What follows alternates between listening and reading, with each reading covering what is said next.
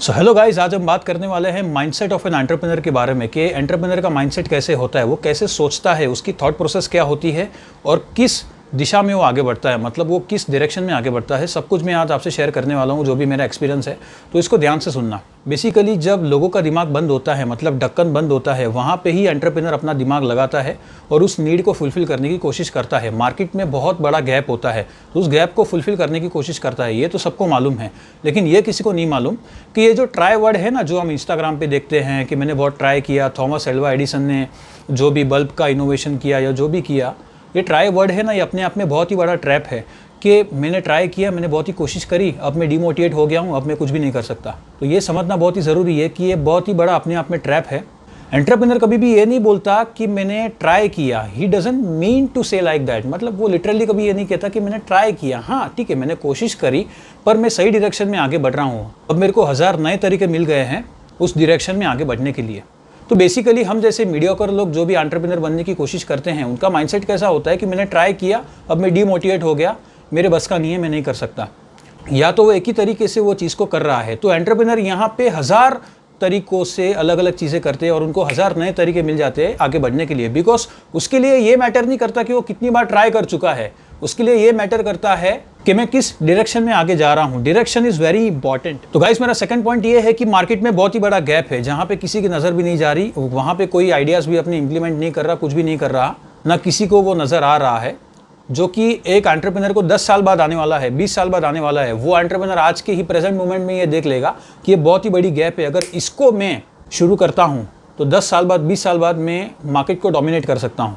तो अगर वो सही डायरेक्शन में जा रहा है, अभी ये ज़रूरी तो नहीं है कि वो अकेले ही बंदे का आइडिया हो, ऐसे और भी 10 लोग होंगे, 100 लोग होंगे, 1000 लोग होंगे, लेकिन 1000 में से कुछ ही लोग आगे बढ़ेंगे और उसी में से जो ज़्यादा अच्छे डायरेक्शन में आगे बढ़ रहा है, क्लैरिटी ऑफ थॉट के साथ, वही बंदा आगे सक्सेसफुल हो जाता है।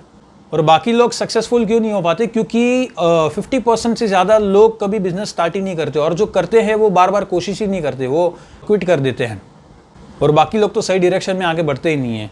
तो ये जो 10% 5% के लोग हैं, वो इस तरीके से आगे बढ़ते हैं। जिस भी फील्ड में जहाँ पे बहुत ही कम कंपटीशन है, जहाँ पे बहुत ही कम लोग हैं, मतलब वो अभी ग्रो कर रहा है, तो एंटरप्रेन्योर यहाँ पे ये दिमाग लगाता है, इतने कम कंपटीशन में अगर मैं अपनी जगह बना लेता हूँ तो मैं बहुत ही आगे बढ़ सकता हूँ। मतलब उसे मालूम है कि ये कंपटीशन 5 या 10 साल बाद बहुत ही ग्रो होने वाला है, तो अगर उसके पहले ही मैं इसमें अगर चले जाऊँ तो मैं बहुत ही आगे बढ़ सकता हूँ। क्यों नहीं आगे बढ़ेगा? तो एक एंटरप्रेन्योर बहुत ही मेहनत करता है, 5 साल तक, 10 साल तक, फिर अपनी एक बहुत ही बड़ी टीम बना लेता है और फिर खाली ब्रेनस्टॉर्म करना होता है, टीम को गाइड करना होता है किस डायरेक्शन में आगे बढ़ना है।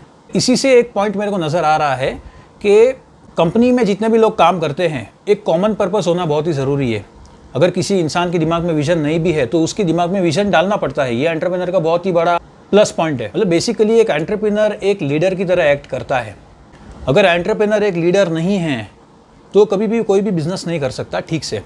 तो यहाँ से ही मेरे को 5वां पॉइंट नज़र आ रहा है, लीडरशिप स्किल्स, कि एक बंदे के अंदर पीपल स्किल और लीडरशिप स्किल्स होनी बहुत ज़रूरी है कि लोगों को कैसे परखे, लोगों को पहचाने कैसे, क्योंकि वहाँ पे तो हमको जज करना पड़ता है। तो वहाँ पे लीडरशिप क्वालिटी होनी बहुत ज़रूरी है, क्योंकि वहाँ पे एंटरप्रेन्योर ये देखता है कि इसमें ये स्ट्रेंथ है, इसमें ये वीकनेस है, तो वो एक विजन अपने दिमाग में रख करके दूसरों के दिमाग में डालता है कि तुमको भी यही करना है। उसके दिमाग में विजन डालना पड़ता है, तभी वो उतनी मेहनत करेगा, उतना आगे बढ़ेगा। और 6वां पॉइंट ये है कि एंटरप्रेन्योर कभी भी ये नहीं बोलता कि मैं इस फील्ड में या इस फील्ड में मैं आगे नहीं बढ़ सकता। नहीं, कोई भी फील्ड में मैं आगे बढ़ सकता हूँ। उसका दिमाग खुला रहता है, जहाँ तक लोग सोच नहीं सकते वहाँ तक वो सोच भी लेता है, उस पर इम्प्लीमेंट कर भी लेता है। और बाकी लोग कहते हैं कि ये मेरे आइडियाज़ थे, ये तुम्हारे सिर्फ एक आइडियाज़ थे, उसको इम्प्लीमेंट किसी और ने किया।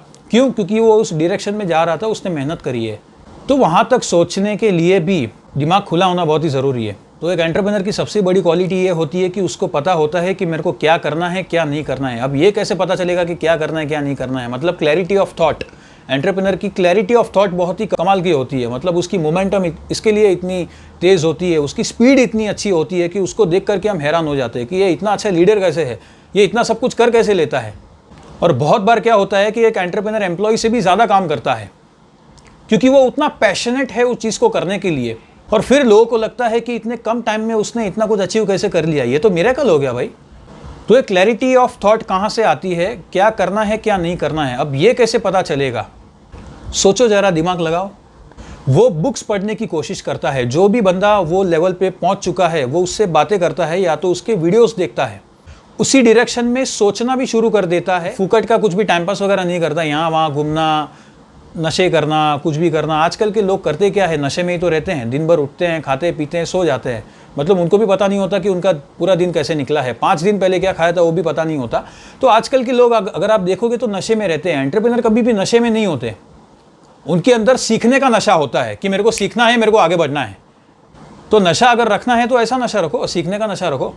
अभी अगर मैं एग्जाम्पल के साथ अगर रिलेट करूँगा तो आपको बहुत ही अच्छा होगा कि समझो अगर मेरे को मोटिवेशनल स्पीकर बनना है बहुत ही अच्छा, तो उसके लिए क्या क्वालिटीज़ चाहिए, क्या मेरी प्लानिंग होनी चाहिए, क्या बिजनेस मॉडल होना चाहिए, आगे कितने ब्रांड डील्स होंगे, उस पर मैं कितने पैसे कमाऊँगा, कितने कोलैबोरेशंस होंगे, कितनी बड़ी मेरी टीम होगी। ये एक पूरा प्रोसेस ओरिएंटेड होता है जो कि प्लानिंग के साथ साथ आता है। सबसे बड़ी बात जो मैंने आपको अभी तक बताया नहीं है कि एंटरप्रेन्योर कभी भी अपना टाइम वेस्ट नहीं करता। टाइम मैनेजमेंट में वो बहुत ही अच्छा होता है। क्या होता है ना कि हम यूजुअली जो भी हम बिजनेस करना चाहते हैं हम उसको प्रायोरिटाइज नहीं करते कि ये टाइम पे मुझे ये करना है, मेरे ये गोल्स है और मुझे बाकी के टाइम में अपने रिलेशनशिप को और लोगों को टाइम देना है, बाकी के टाइम पे मुझे यही करना है। मतलब मैंने प्रायोरिटाइज करके रखा है। लोग प्रायोरिटाइज नहीं करते और ये सब करने के लिए काफ़ी करेज, काफ़ी एनर्जी और काफ़ी प्रैक्टिकल माइंडसेट होना बहुत ही ज़रूरी है। क्या होता है ना कि business is logical but people are emotional.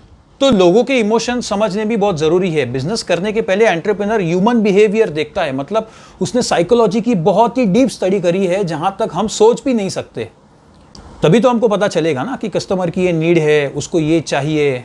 जो लोगों को चाहिए उसको ही फुलफिल करता है एंटरप्रेन्योर।